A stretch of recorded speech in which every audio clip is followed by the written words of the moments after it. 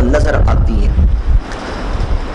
حضرت علی شیر خدا اور حضرت خاتون جنت رضی اللہ تعالیٰ عنہما نے روزہ رکھا، نظر مانی تھی 3 روزوں کی۔ تو پہلے دن جب افطاری کا وقت آیا، افطاری کے لیے کھانا رکھ کے بیٹھے ہیں، ابھی افطاری نہیں ہوئی کہ دروازے پہ ایک مسکین آ گیا ہے مانگنے کے۔ تو حضرت علی نے وہ کھانا اٹھا کے اس مسکین کو دے دیا ہے اور خود پانی سے ہی روزہ افطار کر لیا ہے۔ دوسرے دن سحری کے وقت بھی کھانا نہیں کھایا، پانی سے ہی سحری کر لی ہے، روزہ دوسرے دن کا رکھ لیا ہے۔ افطاری کا وقت آیا، کھانا رکھ کے بیٹھے ہیں کہ ایک یتیم آ گیا ہے۔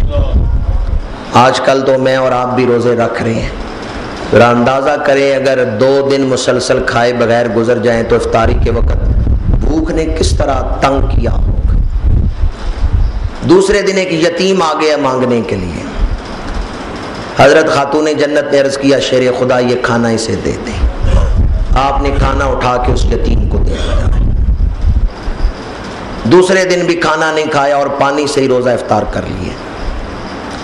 تیسرے دن روزہ رکھ لیا، 3 روزوں کی نظر مانی تھی۔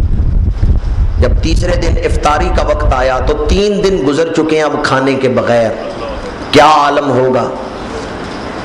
کھانا رکھ کے بیٹھے ہیں کہ ایک قیدی آ گیا ہے اور آپ نے تیسرے دن بھی وہ کھانا اٹھا کے اس قیدی کو دے دیا ہے۔ اللہ تعالیٰ نے فرمایا جبریل جلدی جا اور میرے محبوب کے خاندان والوں کی یہ شان قرآن کا حصہ بنا کے آ۔ اللہ تعالیٰ نے تعریف فرمائی، قرآن مجید کی آیت مبارکہ ہے وَيُطْعِمُونَ الطَّعَامَ عَلَىٰ حُبِّهِ مِسْكِينًا وَيَتِیمًا وَأَسِیرًا۔ یُطْعِمُونَ الطَّعَامَ عَلَىٰ حُبِّهِ مِسْکِینًا وَیَتِیمًا وَأَسِیرًا۔ اردو میں کسی نے اس کا ترجمہ کیا خود بھوکے رہتے تھے پر اوروں کو کھلا دیتے تھے، کتنے صابر تھے محمد کے گھرانے والے۔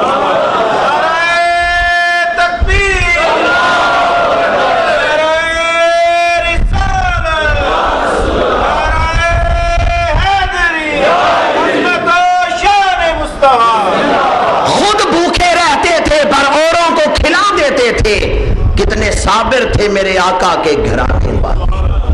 یُطْعِمُونَ الطَّعَامَ عَلَىٰ حُبِّهِ، اگر ہی کو طعام کی طرف لوٹائیں تو پھر معنی بنتا ہے کہ خود بھوک برداشت کرتے، دوسروں کو دے دیتے، اور اگر ہی ضمیر لفظ اللہ کی طرف لوٹائیں تو پھر معنی یہ بنتا ہے کہ وہ یہ کھانا دوسروں کو کیوں کھلا رہے تھے، ریاکاری نہیں تھی اور تعریف سننے کی خواہش نہیں تھی، کوئی اور مقصد نہیں تھا، ان کا ایک مقصد تھا کہ میرا رب مجھ پہ راضی ہو جائے۔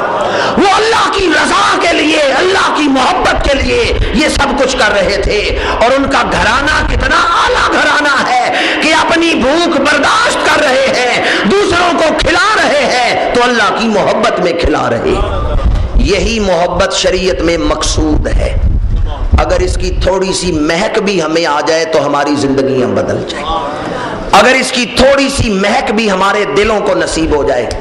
یہ تیسرا عشرہ صدقہ فطر ادا کرنے کا بھی ہے، عید سے پہلے ہی صدقہ فطر ادا کر دینا افضل ہے، بہتر ہے، تاکہ غریب بھی شامل ہو جائیں عید کی خوشیوں میں۔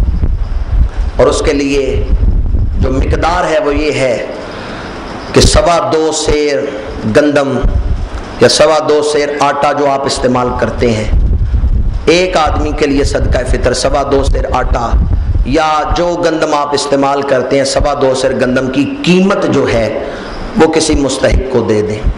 جن کو زکوٰۃ دی جا سکتی ہے ان کو صدقہ فطر بھی دیا جا سکتا ہے، اور صدقہ فطر صرف اپنی طرف سے ہی نہ دیں بلکہ اپنے چھوٹے بچوں کی طرف سے بھی دیں۔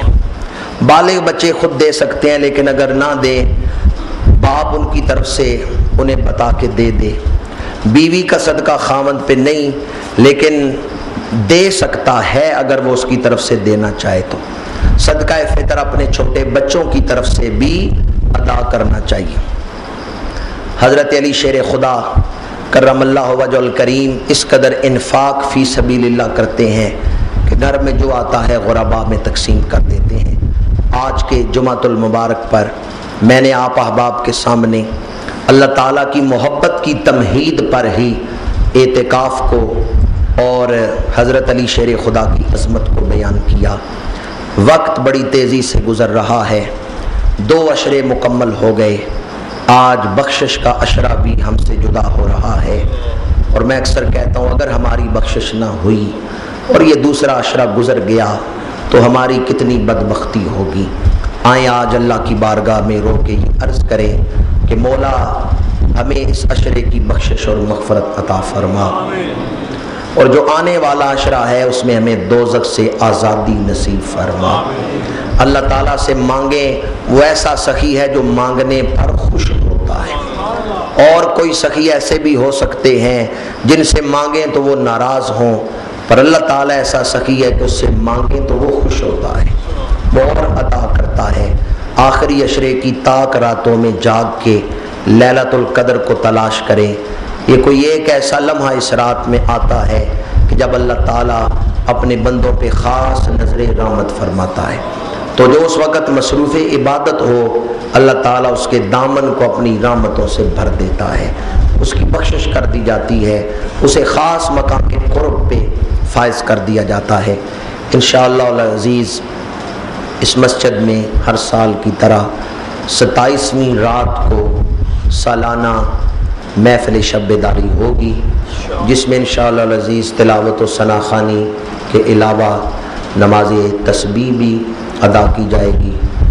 میرا بیان بھی انشاءاللہ العزیز اسی رات کے حوالے سے ہوگا، اور محفل ذکر بھی ہوگی جمعرات اور جمعے کی درمیانی رات 27ویں رات کو انشاءاللہ العزیز سالانہ محفل شب بیداری اس مسجد میں منعقد ہوگی۔ ایسے روزانہ صبح درس قرآن مجید کا جو سلسلہ چل رہا ہے نماز فجر کے بعد، اس میں انشاءاللہ العزیز کل سے جو فجر کی نماز ہے وہ نئے ٹائم کے مطابق 5:45 بجے، پرانے ٹائم کے مطابق 4:45 بجے نماز ادا کی جا رہی ہے۔ سوموار والے دن انشاءاللہ العزیز نوئے مبارک کی زیارت جو ہے وہ کروائی جائے گی۔ احباب سے گزارش کروں گا کہ کوشش کریں صبح درس قرآن پاک کی محفل میں شامل ہوں۔